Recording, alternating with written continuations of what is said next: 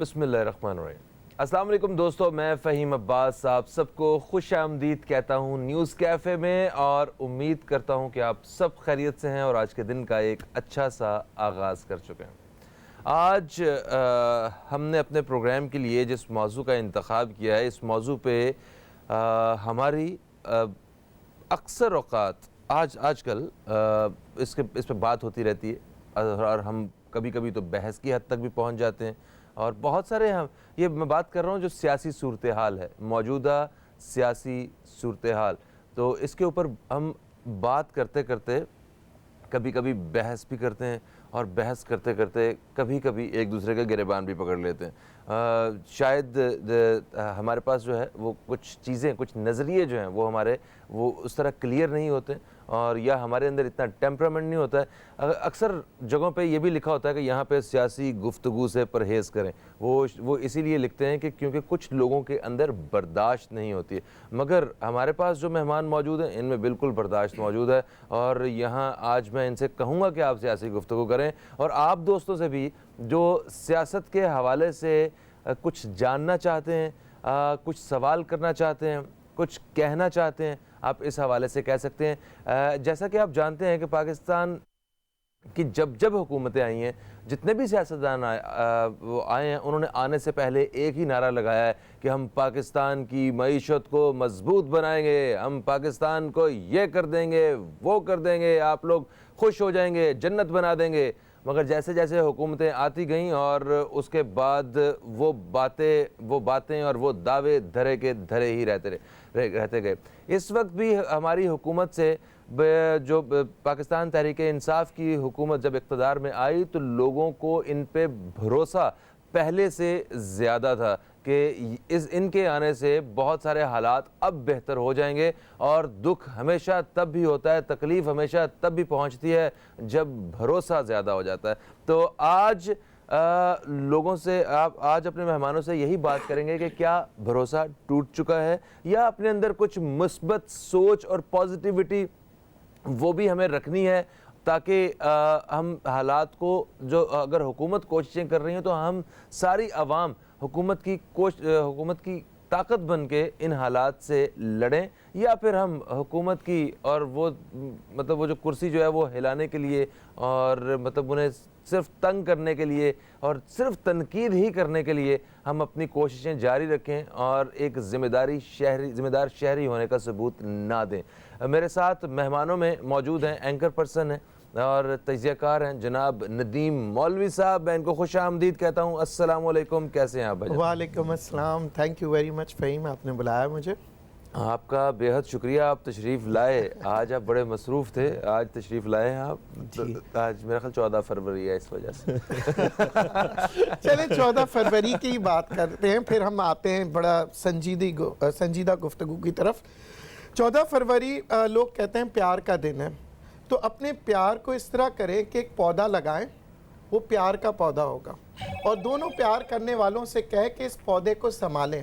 اگر آپ نے پودا سنبھالا مطلب آپ نے پیار کو سنبھال لیا، اور وہ پودا امر ہو جائے گا، مطلب وہ پودا ہمیشہ رہے گا۔ تو آپ بوڑھے بھی ہوں گے، کہیں گے ہم نے جب پیار کیا تو یہ پودا لگایا تھا، آج درخت بن گیا۔ کیا بات ہے جی، ندیم مولوی صاحب کے محبت بھرے مشورے کو ہم سراہتے ہیں، اور ہمارے ساتھ دوسرے مہمان موجود ہیں علی موسیٰ صاحب جو کہ تجزیہ کار ہیں، ہم آپ کو خوش آمدید کہتے ہیں۔ آصف موسیٰ صاحب، ہم آپ کو خوش آمدید کہتے ہیں۔ السلام علیکم، کیسے ہیں؟ وعلیکم السلام فہیم بھائی، شکریہ آپ نے بلایا ہمیں، اور مختلف چینل میں گیا ہوں لیکن یہ فرسٹ ٹائم آپ کے ساتھ پروگرام ہے، اور انشاءاللہ اچھا رہے گا انشاءاللہ۔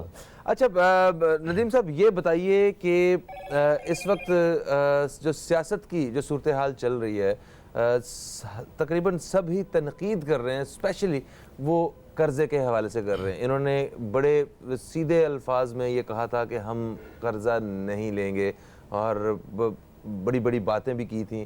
تو ایسی باتیں سیاستدان کیوں کرتے ہیں جب انہیں معلوم ہوتا ہے کہ قرضہ ہم نے لینا ہی لینا ہے، اس کے بغیر گزارا نہیں ہے؟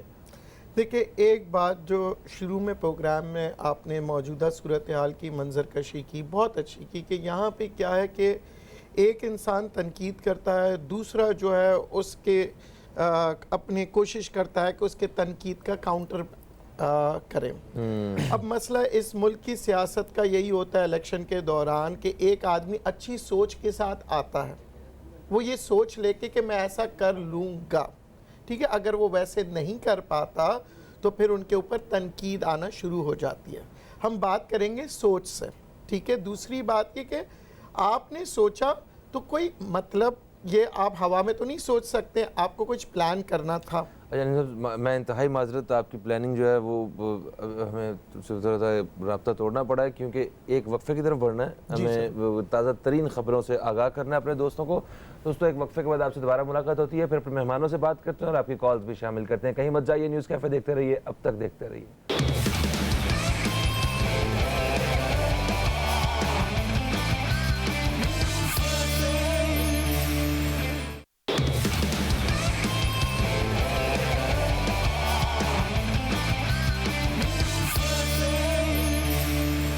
वेलकम बैक दोस्तों, आप देख रहे हैं न्यूज़ कैफ़े, मैं हूं फ़हीम अब्बास और आज हम अपने प्रोग्राम में बात कर रहे हैं मौजूदा मुल्की सियासी सूरत हाल के हवाले से।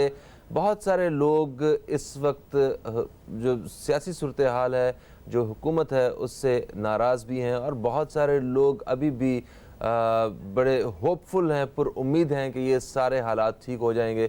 कुछ लोगों के लिए इस हुकूमत को वोट देना एक बहुत बड़ी गलती है और कुछ लोगों के लिए आज भी ये बिल्कुल इसी तरह ही है जिस तरह एक बीमार जिस्म का जब ऑपरेशन किया जाता है उस बीमारी को ख़त्म करने के लिए, तो जो ऑपरेशन का एक दौर होता है वो ज़्यादा तकलीफ दे होता है, उसके बाद वो सब कुछ ठीक हो चुका होता है।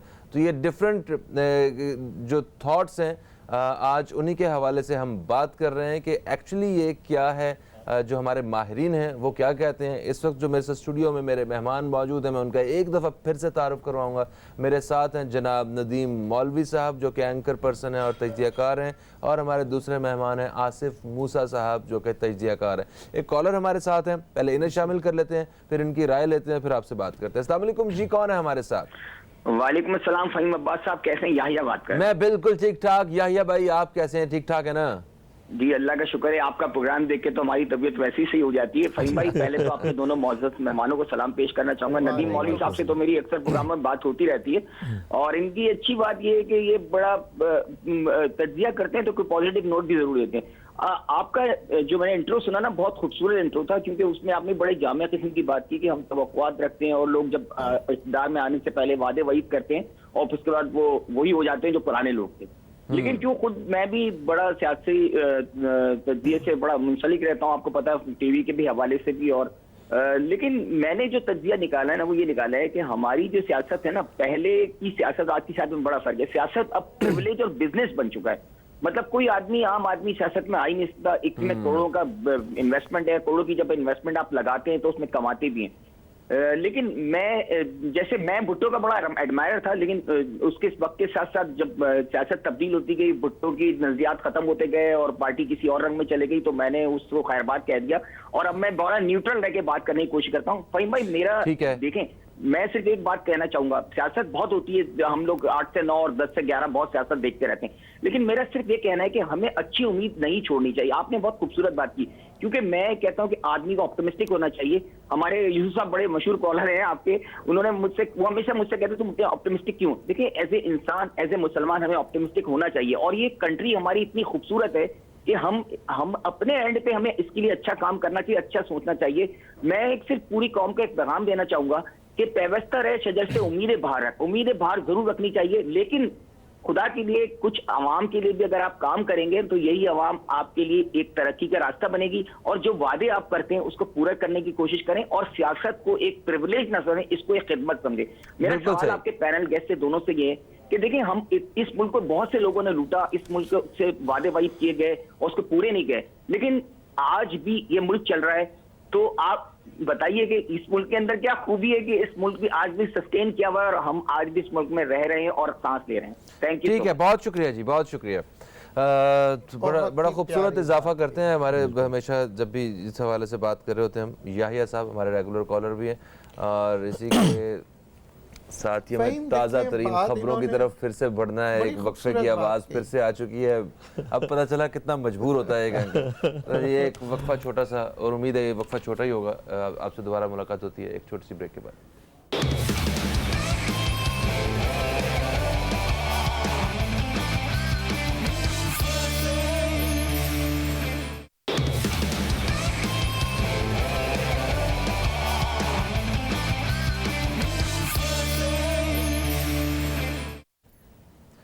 Welcome back. आप देख रहे हैं न्यूज़ कैफ़े, मैं हूं फ़हीम अब्बास। एक वक्फे के बाद आप दोस्तों की खिदमत में हाज़िर हूं। इंतहाई माज़रत, आज कुछ वक्फे हमें ज़रा तवील वक्फे लेने पड़े। ताज़ा तरीन ख़बरों से आपको आगाह करना था और उसके साथ साथ जो कमर्शियल्स वगैरह की भी कमिटमेंट्स होती हैं। खैर, अभी हम एक दफ़ा वापस आ चुके हैं। मैं वापस आता हूँ अपने मौजू पे, जिसका मैं आप दोस्तों से तारुफ़ करवा चुका हूँ कि आज हम मौजूदा मुल्की सूरत हाल के हवाले से बात करेंगे। जो सियासी सूरत हाल है, बहुत से लोग तनकीद कर रहे हैं और बहुत से लोग अभी भी पुरुम्मीद हैं।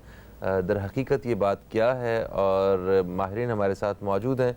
हमारे साथ नदीम मौलवी साहब हैं, जो कि एक मईशतदान हैं, तजियाकार हैं, एंकर पर्सन हैं, और हमारे दूसरे मेहमान जिन्होंने अभी हमें ज्वाइन किया है, ये तजियाकार हैं और इसके साथ साथ सदर नेशनल लेबर फेडरेशन पाकिस्तान भी हैं, जनाब शमसुर रहमान सवाती साहब। आपको हम खुश आमदीद भी कहते हैं। अस्सलाम वालेकुम सर, कैसे हैं आप? ठीक है, वालेकुम सलाम, बहुत शुक्रिया। अच्छा नदीम साहब, वक्फे से पहले जहाँ से हमने बात शुरू की थी, मैं चाहूँगा कि वहाँ से वापस आते हैं। ये जैसे अभी कुछ लोग जो इस वक्त जो तनकीद कर रहे हैं, वो क्योंकि आप मईशतदान भी हैं, ठीक है, कुछ लोग जो तनकीद कर रहे हैं वो इस वजह से कर रहे हैं कि इन्होंने कर्जा ले लिया है हुकूमत ने दोबारा से, और इन्होंने बड़ी बड़ी बातें की हुई थी कि हम कर्जा नहीं लेंगे, ये करेंगे, वो करेंगे। तो आपको क्या लगता है, ये कर्जा हमारे मुल्क के लिए ज़रूरी है? और क्या बीच में ऐसी ज़रूरत महसूस हुई थी इन्हें, इन्होंने कहा था कि हम बग़ैर कर्जे के मुल्क चला लेंगे? देखिए, बग़ैर पैसों के मुल्क तो दूर की बात है, घर नहीं चलता। ठीक है, ठीक है, कर्जा लेने से ज़्यादा ज़रूरी चीज़ है हमें ये सोचना चाहिए कि हम कर्ज़े की अदायगी कैसे करेंगे। और बात यह है कि हमारी आवाम को तनकीद की जगह, मैं चाहता हूँ हम दूसरी तरफ निकल रहे हैं, मैं कि ये कि क्या कर्जा लेना ज़रूरी था हमेशा से? वो अदायगी तो बात की बात है, क्या कर्जे के बगैर मुल्क चल सकता था? मैंने जैसे कि कहा, बगैर पैसों के घर नहीं बगैर चलता, कर्जे के घर। और आपके पास जब पैसे नहीं होते तो आप मजबूरी की हालत में आप कर्जे की तरफ जाते हैं। ठीक है जी। अब हम बात करेंगे कि जी कर्जे पे जाने के शराइत, जैसे कि आपने देखा IMF के शराइत, और पॉलिसीज कौन सी होगी जिससे मुल्क की मईशत बेहतर हो। ये बड़ा अहम सब्जेक्ट है जिसके ऊपर हमें बात करनी चाहिए, गुफ्तगू।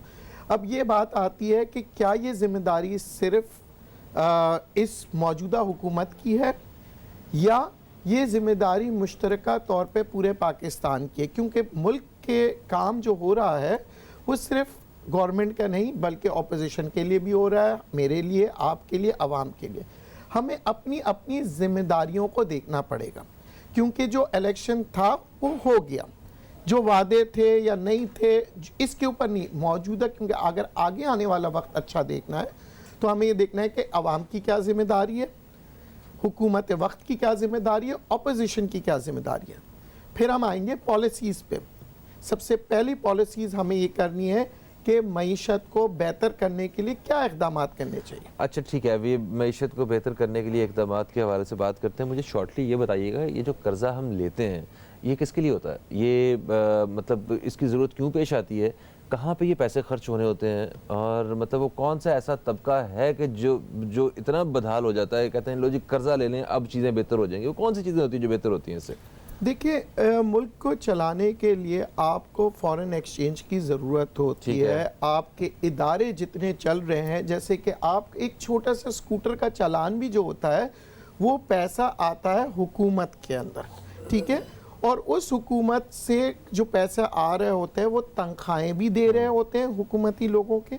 तो ये मुख्तलिफ जगहों पे डेवलपमेंट्स में हर जगह जो मुल्क जैसे कितना हुकूमत जो पैसा खर्च कर रही होती है ये वो आवाम के पैसों से। ठीक है, सरकारी इदारों को जो नुकसान हो रहे होते हैं वो भी इसी कर्जों की मद में पूरे होते हैं। हाँ, अब आप देख लें जैसे कि PSO की बात कर लें या कोई भी बात करें, जो सर्कुलर डेप्ट की बात कर रहे हैं, तो ये सारे पैसे हमको अदायगी करनी है। ठीक है, ठीक है, इनके पैसे, ये सारी चीज़ें हुकूमत पैसा लेती है क्योंकि आपको तेल बरामद करना है, صحیح ہے. آپ کو حکومت چلانا ہے. تو یہ بہت سی چیزیں ہیں. بالکل صحیح جی. ایک وقفے کا وقت ہے جی. وقفے سے واپس آ رہے ہیں تو ہم شمس الرحمان سواتی صاحب سے بات کریں گے اسی حوالے سے. کہیں مت جائیے, اب تک دیکھتے رہیے نیوز کیفے, دیکھتے رہیے.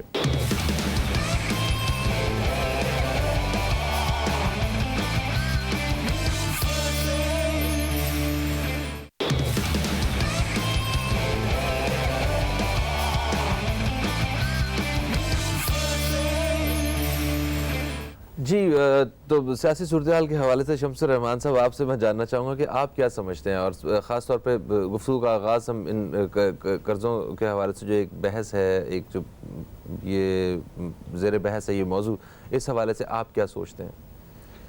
اصل میں تو جی یہ ہماری جو 70 سال کی پوری تاریخ ہے اس میں خود انحصاری پہ کوئی بھی حکمران نہیں گیا. اور یہ تو عمران خان صاحب تو تبدیلی کا نعرہ لگا کر آئے تھے, تو انہیں تو اس تبدیلی کو دکھانا چاہیے تھا. اگر انہوں نے بھی ماضی کے حکمرانوں کی طرح قرضے لینے ہیں تو اس سے کیا معیشت, ماضی میں اگر یہ معیشت قرضوں کی بنیاد پر ٹھیک ہونا ہوتی تو 70 سال سے ہم قرضے لے رہے ہیں. آج بھی ہمارا بجٹ جو ہے اس کا بہت زیادہ حصہ قرضوں پہ نہیں, اس کی سود کی ادائیگی میں جاتا ہے. قرض کی پیتے تھے میں اور سمجھتے تھے کہ ہاں رنگ لائے گی ہماری فاقہ مستی ایک دن. یہ تبدیلی ہے آج. اچھا, آپ کو لگتا ہے کہ ایک حکمران وہ اس سارے معاملات ٹھیک کر سکتا ہے؟ جیسے کہ آپ نے کہا کہ پچھلے حکمران بھی اسی طرح ہی چلتے رہے, اور کیا ان کے اختیار میں تھا کہ یہ قرضہ نہ لیتے اور سارے معاملات چلتے رہتے؟ دیکھیں جی, اصل مسئلہ لیڈرشپ کا ہوتا ہے. آپ قوم کو ساتھ لے کر چلیں, یہ قوم پیٹ پر پتھر باندھ لے گی, آپ اپنے پیٹ پر 2 پتھر باندھیں گے. ہم تو مدینہ کی اسلامی ریاست کی آپ بات کرتے ہیں. محمد مصطفیٰ صلی اللہ علیہ وسلم کو لوگوں نے دکھایا میرے پیٹ پر بھوک کی وجہ سے پتھر بندھا ہوئے, تو آپ نے دامن اس کے سامنے کھولا تو اس پر 2 پتھر باندھے ہوئے تھے. تو قوم کو جب آپ ساتھ لے کر چلیں گے تو وہ بھوکا رہنے کے لیے تیار ہو جائے گی. لیکن جب تک آپ خود انحصاری نہیں کریں گے, جب تک آپ قرضوں کو خیرباد نہیں کہیں گے, قرضوں کی معیشت, صورتحال یہ ہے جی کہ عام آدمی پر آپ ٹیکس لگاتے ہیں, ڈائریکٹ ٹیکسز, کنزیومر پر ٹیکس ہے, جنرل سیلز ٹیکس. آپ نے کیا ریلیف دیا ہے عام آدمی کو؟ یہی وہ پچھلے کرتے رہے, یہی آپ کر رہے ہیں. اور صورتحال یہ ہے کہ جو بجلی کے بل ہیں, جو گیس کے بل ہیں, جو دن بدن لوگوں پر بوجھ پڑ رہا ہے, عام آدمی کو کیا ملا ہے اس تبدیلی سے؟ اور اس کا رخ بھی ہوتا ہے نا کہ بھئی ایک رخ ہے کہ چلیں جی کچھ مشکلات کے دن ہیں, کچھ مصائب کے دن ہیں, آنے والے دن بہتر ہو جائیں گے. تو بظاہر تو جب آپ اسی نقش قدم پر چلیں گے جس پہ سٹیٹس کو کے لوگ چلتے رہے تھے, اور آپ بھی سٹیٹس کو کا حصہ بن جائیں گے, کوئی تبدیلی نہیں ہے, کوئی انقلاب نہیں ہے, اور لوگوں کے حصے میں وہی غربت ہے, وہی بے روزگاری ہے, وہی لاقانونیت ہے. لوگوں کے حصے میں تو مصائب ہیں, مشکلات ہیں, لوگوں کے حصے میں خوشیاں کب آئیں گی؟ ٹھیک ہے سر, دیکھیں عوام کی خوشیوں کی بات کر رہے ہیں, عوام کی خوشحالی کی بات کر رہے ہیں, تو اس کے پیچھے وہ کیا ایک راستہ آپ سمجھتے ہیں کہ عوام تک خوشیاں جو ہیں یہ دی جا سکتی ہیں, ان کے حالات جو اس تنگ دستیاں جو ہیں یہ خوشحالی میں بدلی جا سکتی ہیں؟ دیکھیں, انہوں نے بڑی اچھی بات کی کہ ریاست مدینہ, اگر ہم بات کریں اسلام کی, تو اگر ہمارا پڑوسی بھوکا ہے تو یہ ہم پہ فرض ہوتا ہے کہ ہم اس کا خیال رکھیں. یہ پڑوسی کون سا, افغانستان کی بات کر رہے ہیں؟ میں ایک گھر کی بات کر رہا ہوں. اچھا. کیونکہ معاشرہ تبدیل کرنے کے لیے انسان کو خود کو تبدیل کرنا پڑے گا. کیا ہم عوام کی بات کر رہا ہوں میں سب سے پہلے کہتا ہوں ملک, حکومت ساری جو بنتی ہے وہ عوام سے بنتی ہے, ٹھیک ہے نا. عوام تبدیل ہو جائے, حکومتیں تبدیل ہو جاتی ہیں, ٹھیک ہے, حالات تبدیل ہو جاتے ہیں. اگر ایک شخص کھانا کھاتے وقت اپنے پڑوسی کا سوچے, زکوٰۃ دینا سوچے, یہ سوچے کہ میں کسی کے لیے بہتری کروں گا اور خیرات سے بہتر ہے اس کو کام دلائے, بے روزگاری ختم کرے, ملک کی معیشت بدلتی ہے, یہ دنیا کے بڑے بڑے اکانومسٹ کہتے ہیں امپلائمنٹ کریٹ کرے, آپ کی معیشت تبدیل ہو جائے گی. اچھا, روزگار, آپ کا مطلب ہے کہ روزگار دیے جائیں. روزگار کیسے ہے؟ انٹرپرینیورشپ جو ہے, جو انگریز کہتا ہے کہ جی ایسے آئیڈیاز لے کے آئیں جس سے جو ہے عوام, جو بچے, جو یوتھ ہے وہ کام شروع کرے. اچھا آئیڈیاز میں تو یہ آپ تنقید نہیں کر سکتے. دیکھیں آئیڈیاز انہوں نے آپ کو دیے ہیں, آپ کو انہوں نے کہا ہے کہ ہم 1 کروڑ نوکریاں جو ہیں وہ دیں گے, ٹھیک ہے, انہوں نے یہ کہا 10 ارب درخت لگائیں گے, 50 لاکھ گھر بنائیں. آئیڈیاز اس سے بہتر آپ کو پورے پاکستان کی جتنی سیاسی تاریخ ہے اس میں کہیں نہیں مل سکتے. اتنے جو عوام کے لیے اتنے سود مند جو فائدہ مند آئیڈیاز ہیں, ان کے اوپر عمل درآمد کیسے ہو سکے گا؟ اور کیا یہ واقعی اتنے ایسے مطلب پروجیکٹس ہیں کہ ان پہ فوراً کچھ مہینوں میں کام ہو جائے ان پہ؟ دیکھیں یہ ایک پروسیس ہوتا ہے. جیسے آپ اگر چھوٹی سی بات دیکھیں, جب ہم اکنامک کی پالیسیز کی بات کرتے ہیں یا اکنامک گروتھ کی بات کرتے ہیں, ہمارے 4 حصوں میں ڈیوائیڈ ہوتا ہے. سب سے پہلے ہم کہتے ہیں ایگریکلچر گروتھ, ٹھیک ہے نا, جو آپ کا کسان ہے, جو چیزیں اس کے لیے انہوں نے آتے ساتھ کام کرنے کی کوشش کی, ان کوششیں نظر آ رہی ہیں. ٹھیک ہے جی. اب آپ دیکھیں سٹیپ بائی سٹیپ ہے نا. ایگریکلچر گروتھ کے بعد آتا ہے ہیومن ڈیولپمنٹس, ٹھیک ہے, ٹھیک ہے نا. پھر اس کے بعد آتا ہے انڈسٹریل گروتھ. پھر اس کے بعد یہ ساری چیزوں سے بڑھ کے جو آتا ہے وہ آتا ہے ہیلتھ اینڈ ایجوکیشن, جو سب سے ٹاپ لیول پہ ہوتا ہے. کیونکہ آپ کی عوام کے پاس اگر اچھا صحت ہوگا, اچھی تعلیم ہوگی, تو پھر یہ ساری چیزیں آ جائے گی. پھر آپ کا کسان بھی اچھا ہوگا, صحت مند کسان ہو اور تعلیمی یافتہ کسان ہو, تو آپ کی اکانومی پیداوار زیادہ ہوگی. پیداوار. سر جتنے انہوں نے مسائل پہ روشنی ڈالی ہے, آپ یہ بتائیے کہ سزا اور جزا کا نظام جو ہے یہ کتنا ضروری ہے ان مسائل سے زیادہ؟ یہ ضروری نہیں لگتا آپ کو؟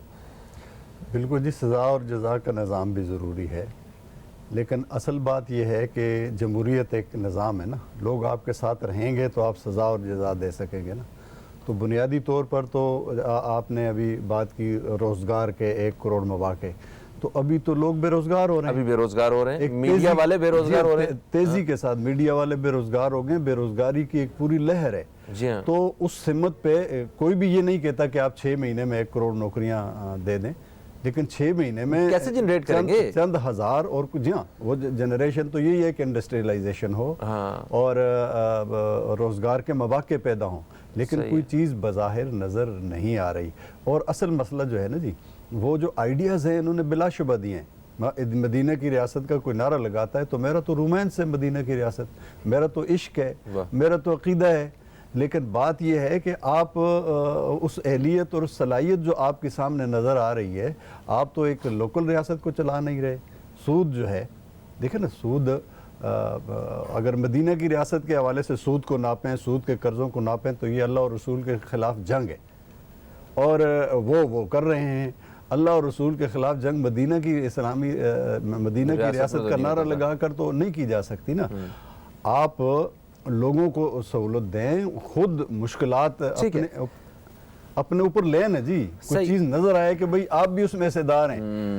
مجھے آپ میرے بچے کو, آپ نے علاج کی بات کی, اس ملک میں ایسے لوگوں کو, جو میں لیبر کی نمائندگی کرتا ہوں, یہ جو ہمارا انفارمل سیکٹر ہے, 82% لیبر, 6.5 کروڑ لیبر فورس ہے اس ملک میں. 6 کروڑ 55 لاکھ لیبر فورس ہے, جس میں 1 کروڑ ملازمتوں میں ہے, اور 82% لیبر جو ہے انفارمل سیکٹر کی لیبر ہے, جو کھیت کا مزدور ہے, جو منڈی کا مزدور ہے, جو بازار کا مزدور ہے, جو گھروں کا مزدور ہے.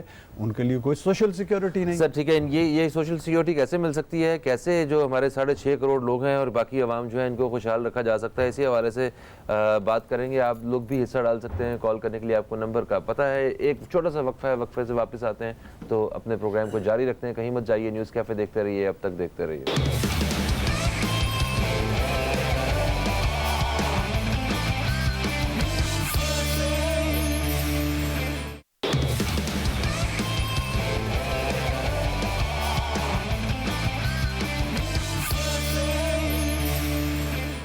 Welcome back. آپ دیکھ رہے ہیں نیوز کیفے, اور ہمارے ساتھ پروگرام میں موجود ہیں ندیم مولوی صاحب اور شمس الرحمان سواتی صاحب.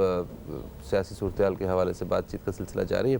اچھا ندیم صاحب, ابھی آتے ہیں کہ اس طرف کہ ہمیں حل کہاں سے اس کا جو ہے نا ڈھونڈنا چاہیے, جو ارباب اختیار ہیں ان کے لیے بھی اور عوام کے لیے بھی. وہ سولوشن کی طرف کیسے جا سکتے ہیں, وہ اپنے ان مسائل کو حل کیسے کر سکتے ہیں, اس کا کیا طریقہ ہے؟ صرف ایک جتنے لوگ ایوانوں میں ہیں یا جو اقتدار میں ہیں وہ جو اپوزٹ پارٹیز میں ہیں یا جو کس سیم پارٹی سے بھی ہیں وہ صرف پینک کریٹ کر کے اس کا سولوشن ڈھونڈ سکتے ہیں؟ عوام جو ہیں وہ مایوسی کے ساتھ اپنی مطلب ہمت ہار دیں گے تب اس کا کوئی حل نکلے گا، یا کوئی اس کا کوئی برائٹر سائڈ بھی موجود ہے اس کی؟ ذرا اس حوالے سے بتائیے۔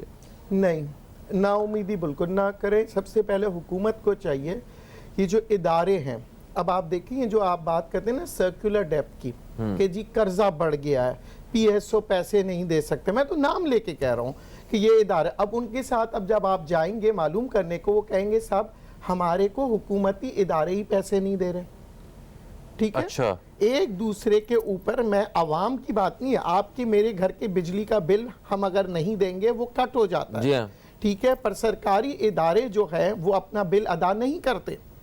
ایک ذمہ داریاں اب حکومت وقت کو یہ چاہیے کہ اداروں پہ آئے کہ جی کون سے ایسے ادارے ہیں جو پیسے نہیں دے رہے جو ہمیشہ ہی لاس میں ہوتے ہیں، جو ہمیشہ ہی لاس میں ہوتے ہیں، اور وہ ادارے ایک دوسرے، یہ ملک کے اوپر جو برڈن بن رہا ہے، یہ دیکھیں یہ انہی اداروں کا ہے، یہ وہ ادارے ہیں جو پیسے نہیں دے رہے ہوتے ہیں۔ اور یہ آپ بجلی لے لیں، پانی لے لیں، آپ کوئی بھی چیز جہاں پہ اس وقت جو حکومت کے ادارے جو ہیں وہ اگر پیسے دینا شروع کریں، عوام کو آپ چھوڑ دیں، عوام کو ویسے بھی دیتے ہیں، آپ عوام پہ آپ زور زبردستی بھی کرتے، پر اب یہ حکومت وقت کا یہ ذمہ داری ہے کہ اب اداروں کے اندر، چاہے وہ ریلوے ہو، چاہے وہ پاکستان سٹیل ہو، پی ایس ہو، جتنے بھی گورنمنٹ کے ادارے ہیں وہ ڈوبتے کیوں ہیں؟ ان اداروں کو یا تو بیچ دیا جاتا ہے یا اسے بند کر دیا جاتا ہے۔ اور یہ ادارے پتہ ہے کیوں بنتے ہیں فہیم؟ یہ ادارے اس لیے بنتے ہیں کہ یہ عوام کے فلاح و بہبود کے لیے کام کریں۔ نان پروفٹ آرگنائزیشنز بھی اگر یہ بنتی ہے تب بھی ملک کے مفاد میں ہے۔ اس کی وجہ یہ ہے کہ امپلائمنٹ، لوگوں کو روزگار مل رہا ہے۔ آج آپ دیکھیں، اگر آپ ٹرانسپورٹ، پبلک ٹرانسپورٹ کو دیکھیں اور گورنمنٹ ٹرانسپورٹ کو دیکھیں، گورنمنٹ ٹرانسپورٹ شروع ہونا چاہیے تاکہ کل کو اگر پرائیویٹ جو ٹرانسپورٹر ہے بڑھاتا ہے اپنی قیمتیں تو اس کو آپ کنٹرول کر سکیں۔ حکومت بلیک میل ہوتے رہی ہے 70 سالوں سے، دوبارہ ہوگی۔ کیوں؟ کیونکہ حکومت اپنے انتظامات نہیں کرتی۔ پہلے حکومت کے پاس گورنمنٹ کی بسیں ہوتی تھی بہت زیادہ، اب بہت کم ہے۔ آج اگر پرائیویٹ لمیٹڈ کمپنی جو بسوں کی ہے وہ بند کر دیتی ہے تو آپ کا نظام رک جاتا ہے۔ اچھا، پچھلی حکومت نے تو ویسے بسز وغیرہ کے حوالے سے لوکل ٹرانسپورٹ پہ کام کیا ہے، وہ پنجاب میں کافی کام ہوا ہے، ادھر سندھ میں ابھی کراچی کو دیکھا جائے تو اب یہ ایک ٹرین ڈھابے جی سے وہ جو اپنا ایک ٹرین شروع کی جا رہی ہے، وہ بھی ایک بہت بڑا ایک پروجیکٹ ہے، اور اس طرح کے پروجیکٹ سے ٹرانسپورٹ کے سسٹم کو کافی سپورٹ ملے گی۔ جی، یہ سارے پروجیکٹس پہ اب آپ سٹیل مل لے لیں، آپ کو پتا ہے کہ سی پیک بن رہا ہے، بن چکا ہے تقریباً سارا راستے، ڈیولپمنٹس آ رہے ہیں مختلف ممالک میں، سعودی آ رہا ہے، ریفائنری لگانا چاہ رہا ہے، تو آپ کے پاس سٹیل کی سب سے زیادہ ضرورت ہوگی، آپ اپنے سٹیل مل کو شروع کریں ایگزیکٹلی، تاکہ، اور جو پرائیویٹ کمپنی ہے آپ دیکھیں، چھوٹی سی سٹیل مل کی کمپنی تھی وہ اربوں خربوں میں چلے گئی ہے، تو اور اس کے اوپر چیک اینڈ بیلنس رکھنے کا آپ کا کوئی نظام نہیں ہے کیونکہ آپ کی اپنی گورنمنٹ کا کوئی ادارہ نہیں ہے۔ یعنی کہ سرکاری اداروں کی جو کرپشن ہے اور یہاں کا جو نقصانات اور یہ جو اندر جو وہ کام ہو رہے ہیں ان کو روکنے کی ضرورت ہے، تو اس سے بہت سارے جب نقصان بچیں گے تو یہ پیسے جو آ رہے ہیں باہر سے یہ کسی صحیح کام پہ بھی لگیں گے۔ ٹھیک ہے، ایک کالر ہمارے ساتھ ہے، شامل کریں گے۔ السلام علیکم جی، کون ہے ہمارے ساتھ؟ وعلیکم السلام، جاوید بات کر رہا ہوں۔ فہیم بھائی خیریت سے ہیں آپ؟ میں بالکل ٹھیک ٹھاک۔ جاوید صاحب کہاں سے کال کیا آپ نے؟ حیدرآباد سے بات کر رہا ہوں۔ فہیم بھائی ہمیشہ کی طرح آج بھی آپ کی ٹیم اور آپ نے بہت اچھا موضوع سلیکٹ کیا ہے اور اس پہ کھل کے بات کر رہے ہیں اور اچھی بات ہے۔ آپ کی کیا رائے ہے اس حوالے سے؟ ہاں، میری رائے یہ ہے کہ جہاں تک معاشی صورتحال کا تعلق ہے نا، ہم ہر حکومت سے یہ سنتے ہیں کہ جی پچھلی حکومت بہت کچھ چھوڑ گئی اور آنے والی حکومت کو کچھ پتہ ہی نہیں ہوتا ہم نے کرنا کیا ہے۔ اچھا، ہم اسی وشیت سرکل میں لگے رہتے ہیں۔ پہلے تو ہمارے پاس میرے خیال میں ایک معاشی حکومت ہونی چاہیے، ایک معاشی قومی حکومت یا معاشی قومی تھنک ٹینک ہونا چاہیے۔ وہ پہلے یہ دیکھے کہ ہمیں کرنا کیا ہے اور ہماری ضروریات کیا ہیں، خرابی کہاں پر ہوئی۔ مثال کے طور پہ جیسے ابھی آپ بات کر رہے تھے کہ ہمیں قرضہ لینا چاہیے یا نہیں لینا چاہیے، پہلے تو یہ ڈیسائیڈ کریں، اور اگر لینا چاہیے تو کس حد تک لینا چاہیے، اور پہلے والے قرضوں کو دیکھا جائے کہ پہلے والے اگر قرضے کسی بھی حکومت نے لیے تھے تو وہ درست لیے تھے یا نہیں لیے تھے, کیونکہ اس میں سے کچھ اچھے بھی لیے ہوں گے اور کچھ برے بھی لیے ہوں گے. ان کو پہلے ڈسکس کیا جائے کہ ان میں سے کتنے پروڈکٹیو تھے اور کتنے نان پروڈکٹیو تھے, صحیح ہے. اور آئندہ والوں کو بتایا جائے کہ بھائی پہلے والوں سے یہ غلطی ہوئی ہے اور آئندہ مت کیجیے گا. دوسری بات کہ جو ادارے ہمارے ملک کے پی آئی اے, اسٹیل مل یا دوسرے ادارے ہیں جو ہمارے لیے سفید ہاتھی بنے ہوئے, ہم ان کو کیوں پال رہے ہیں, کن لوگوں کے مفادات ہیں, ان کو فوری طور پر ختم کیوں نہیں کیا جاتا؟ مثال کے طور پہ اگر اس میں 4000 یا 5000 بندے ہوں گے, ان کی معاشی صورتحال کا جائزہ لے کے پورے ملک کو تو نہ اس عذاب میں دھکیلا جائے کہ ان سب کا مثال کے طور پہ 900 ارب روپے اگر ان کے اوپر خسارہ ہو رہا ہے سالانہ, تو ہم اس پورے 20 کروڑ عوام کو اس کی سزا کیوں دے رہے ہیں؟ ہم 4 یا 5000 افراد کے لیے پورے 20 کروڑ افراد کو کیوں یہ سزا دے رہے ہیں؟ ٹھیک ہے, اس کے اوپر غور کیا جائے. پھر دوسری چیز یہ دیکھی جائے کہ گیسز وغیرہ میں اور جو یوٹیلیٹیز ہیں وہاں پر ہم لوگوں کو کیا ریلیف دے سکتے ہیں اور کس طرح سے دے سکتے ہیں. تو اپنی چادر دیکھ کے پاؤں پھیلانے پہ ہم پوری قوم کو آنا پڑے گا, لیکن اس کے لیے پہلے جس طریقے سے یہ صاحبان بیٹھے ہوئے ہیں, جیسے اور ملک میں ذہین لوگ ہوں گے, وہ سارے کے سارے بیٹھے ایک ڈائریکشن دیں. خرابیوں کی صرف بات کریں, پورے پہلے اب ہم سن رہے تھے اسی حکومت سے کہ جی قرضہ ایک گناہ عظیم ہے, اور آج وہ قرضوں کی تعداد اس سے زیادہ بڑھ گئی. تو یا تو پہلے والی چیزوں پہ معافی مانگے اور بتائیں نہیں بھائی وہ گناہ عظیم نہیں تھا, پہلے والی حکومتوں نے بھی مجبوری میں کیا اور اب ہماری یہ مجبوری ہم اس پہ یہ کر رہے ہیں, ٹھیک ہے, اور ہمیں اتنے عرصے تک اور کرنا پڑے گا. صحیح صحیح, یہ کچھ چیزیں ہیں جو. بہت شکریہ جاوید صاحب, اچھا اضافہ کیا آپ نے, بہت شکریہ.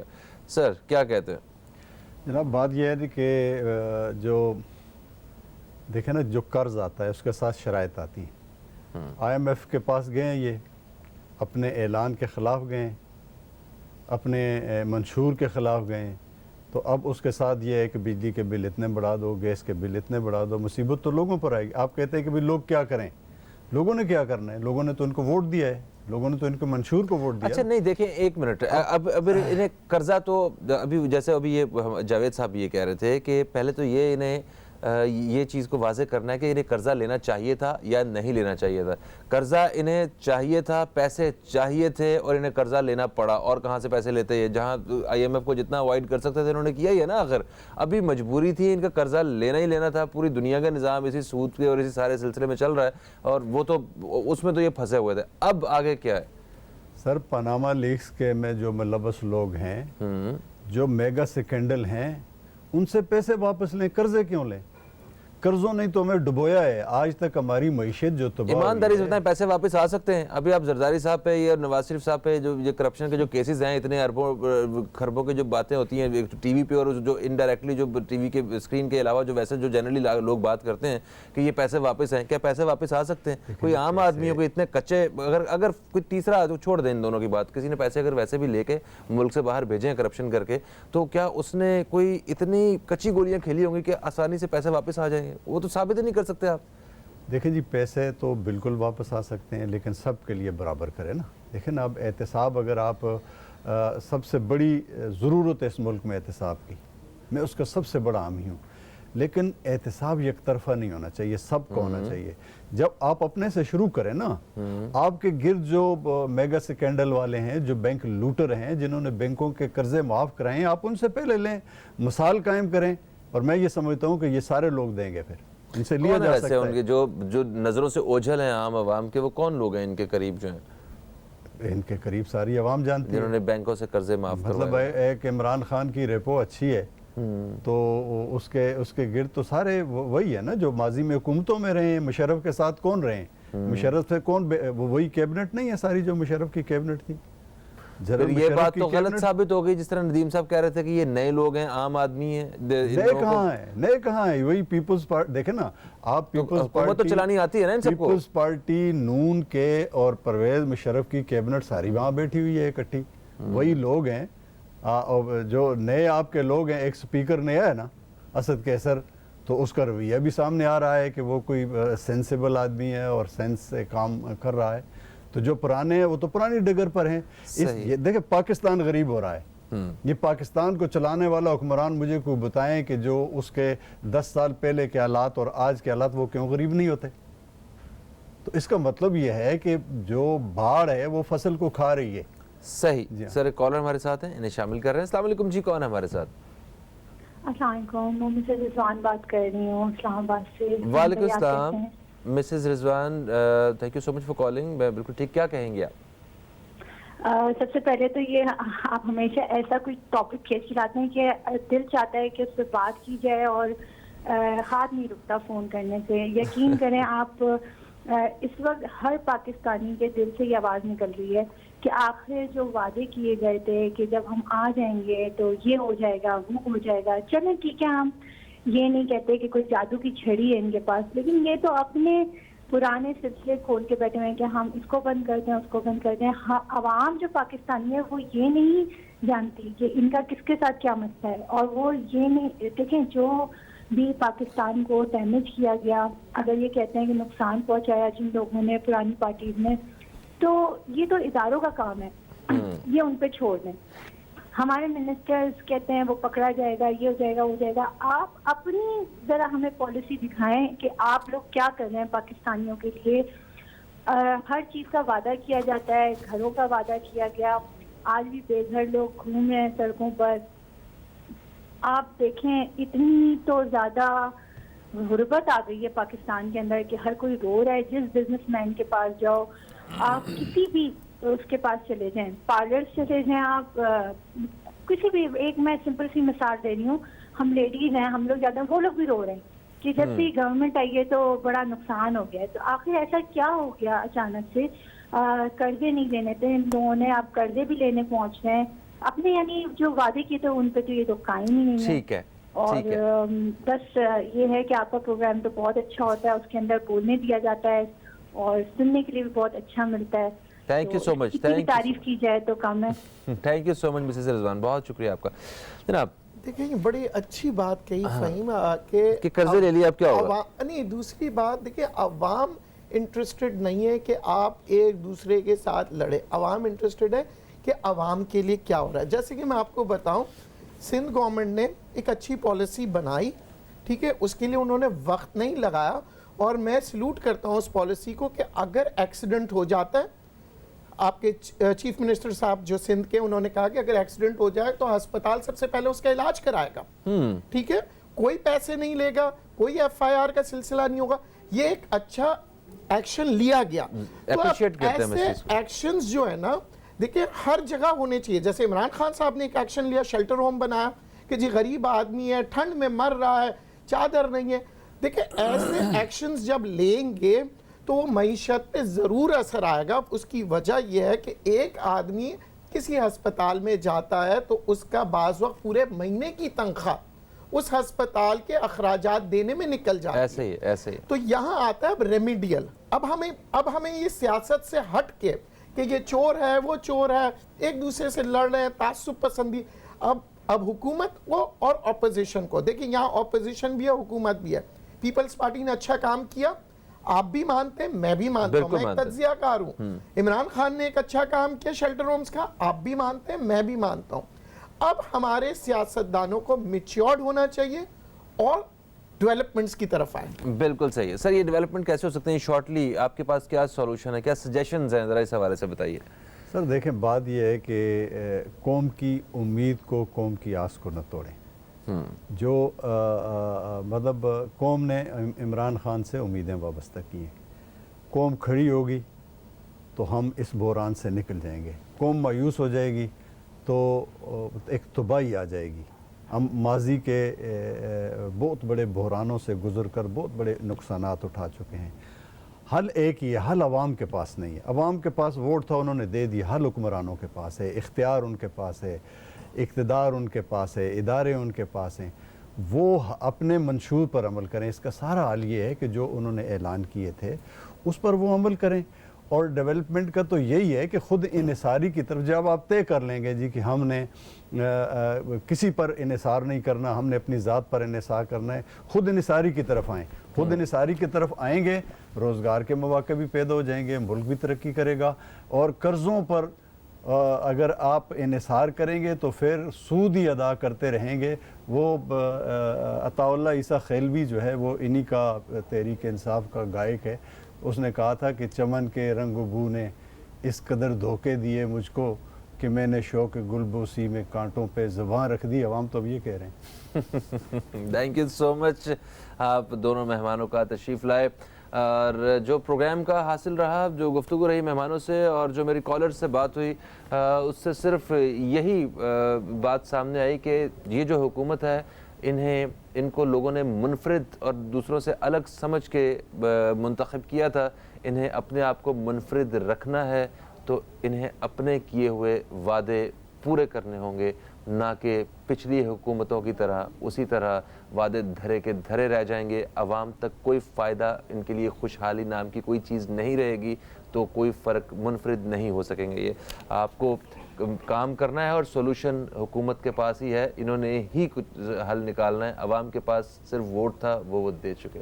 فہیم عباس کو, نیوز کیفے ٹیم کو دیں اجازت. آپ دوستوں سے پھر ملاقات ہوگی, تب تک کے لیے خدا حافظ. پاکستان زندہ باد.